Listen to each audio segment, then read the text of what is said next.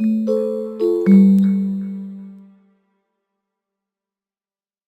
GroupWise post office stores and accesses data from many different databases and files on disk. Because of these frequent reads and writes, any bottleneck or delay in the disk channel can have a significant negative impact on GroupWise performance. The following two commands allow you to test the disk channel on a Linux server. The first test writes a file to disk, and the second test reads that file from the disk. We do urge caution when executing these commands because the dd command can be destructive. Here is how to perform the tests. Open a terminal on your Linux server and enter the command.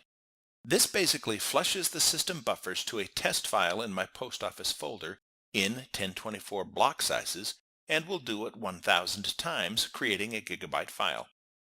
I use the post office folder as my destination to make sure I'm testing the same section of the SAN where my user databases are stored. When the results are shown, it is this value here that we are interested in. Anything over 200 megabytes per second is considered good. Less than that, and you may want to investigate the components of your disk channel. For the read test, the command is similar, but in this case we'll read the file we created in the first test and basically toss the results into the void. Read results are typically much faster than writes, so anything greater than 300 megabytes per second is considered good.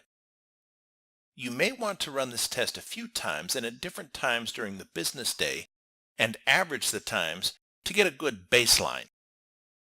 For more details, check out the cool solution in the link provided in the description below. We hope you find this information helpful. Thank you for watching.